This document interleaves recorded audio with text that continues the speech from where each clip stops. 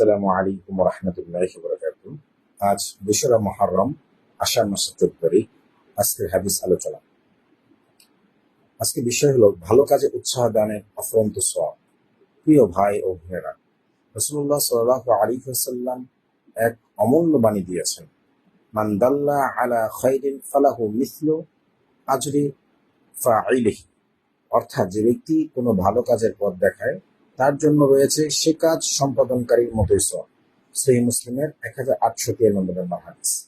ভেবে দেখুন, আপনি কাউকে নামাজের কথা বললেন, কোরআন পড়ার উৎসাহ দিলেন, কারো হাতে একটি সদকার বট বৃক্ষ বপন করলেন, তাহলে সে যতবারই সে কাজটি করবে আপনার আমল নামায় ঠিক ততবার সওয়াব লেখা থাকবে।